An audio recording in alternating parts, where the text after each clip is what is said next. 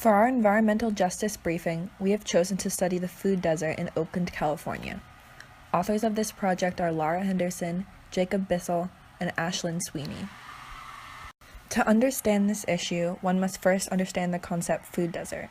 The American Nutrition Association defines it as an impoverished area void of healthful foods due to lack of grocery stores and other healthy food providers. Instead of eating balanced diets, residents living in food deserts, who are typically minority parties and often low income, often resort to fast food choices, resulting in diseases such as diabetes. There are approximately 23.5 million U.S. residents living in food deserts. The large city of Oakland, California, is a busy northern trade center for the San Francisco Bay Area. During the 20th century, it was home to significant industrial activity. Oakland as a whole is extremely diverse in terms of race, education, and income. However, certain neighborhoods within vary immensely from one another in terms of those variables. Oakland is known for its progressive sustainability practice. However, unfortunately and ironically, food desertification has become a prominent issue for the area. The city is majority white, black, and Asian. Roughly 50% of the residents have a bachelor's or graduate degree, making it a fairly educated city. Income levels are moderately high in the city, with a mean of about $82,000 and median of about $57,000. However, as will be discussed further, these variables tend to follow specific patterns in different neighborhoods within the city. For years, the poor neighborhoods of Oakland, California have found themselves in the middle of a food desert. The residents have no access to fresh food because they live miles away from their nearest supermarket and lack the means of transportation to get there. In all of East Oakland, there is only one supermarket, yet there are copious amounts of liquor stores. While being interviewed by Oakland North, one Oakland resident remarked that it is easier to stay drunk than it is to eat. The food available to poor Oakland neighborhoods mainly consists of fast food and junk food sold at corner stores. The produce that is obtainable to these communities is often frozen and unfresh. In order for residents to purchase fresh, healthy food, they must travel miles, which is very difficult for many of them, so they instead settle for food at local corner stores. The map shown here depicts the proximity of people to their nearest supermarket. The green areas represent the low-income communities that are 1 to 10 miles away from the nearest supermarket. The orange represents the low-income communities that are 1/2 to 10 miles away. As you can see, a great deal of people in West Oakland lack proper access to a supermarket. By searching supermarket on Google Maps, you are shown all of the supermarkets in the Oakland area. The red circles on this map represent the location of each individual supermarket and grocery store in the Oakland area. This map clearly shows there are no supermarkets or grocery stores in the poor communities of West Oakland, whereas there are numerous in the surrounding, more wealthy areas. This map, created by CommunityCommons.org, represents the access to healthy, fresh food people in the Oakland area have. The orange represents the areas that have no access to a healthy retail food outlet, and the blue represents the areas that have high access to these food outlets. As you can see, most of West Oakland is red, while most of the far east is blue. In order to compare Oakland's poor and wealthy areas, we explored 2 different zip codes, one in a poor area of East Oakland and the other in a wealthy area of Northern Oakland. In the poor area, there was only 1 supermarket but 32 liquor stores, and in the wealthy area, there was 4 supermarkets and only 16 liquor stores.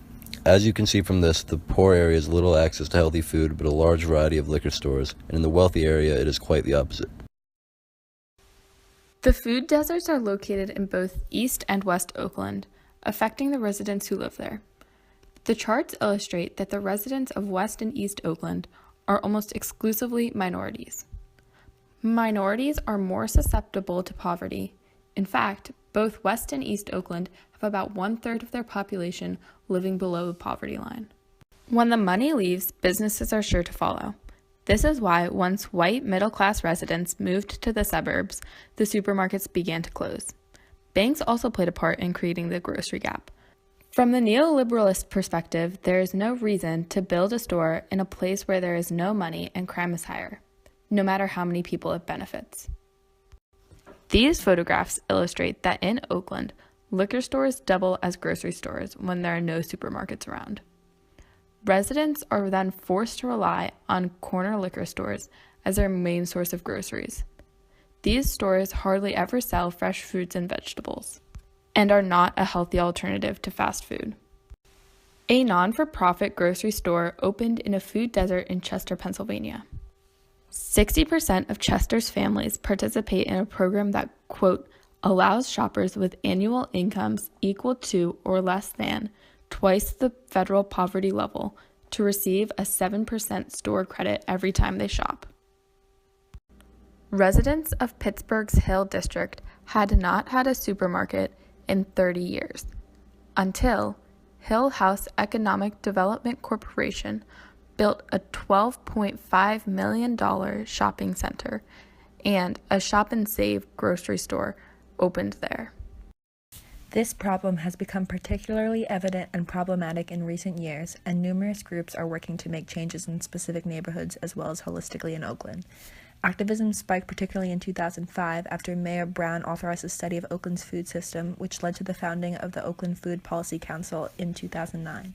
The council, which is a collaboration amongst government agencies, nonprofits, and researchers, forms a unique blend of activism in the city. More specifically, we have found 3 primary groups leading the charge for food access and equality. Hope Collaborative and the Oakland Food Connection are groups focused on educating broadly the low-income residents of Oakland. People's Grocery focuses more specifically on West Oakland and provides diverse programming that weaves culture and political awareness into education. They also have 3 community gardens, providing access to healthy foods for over 9,000 West Oakland residents. In our research, we found many helpful sources and publications reporting on the problem. One group, known as People's Grocery, is an advocacy group looking to raise awareness and improve the food desert issue. They include valuable publications from the social justice perspective. Another source we found helpful was Oakland North, a news project of UC Berkeley's Graduate School of Journalism, who published an insightful article about the food desert crisis. Northern California's local news station, KQED, proved to be a reliable source of information regarding Oakland's food desert. They published an article describing West Oakland's lack of supermarkets and how people are trying to change that. Another reporting source that we found was the Philanthropic Enterprise, a privately funded institute that shared an informational piece on what is happening in Oakland and what can be done to help.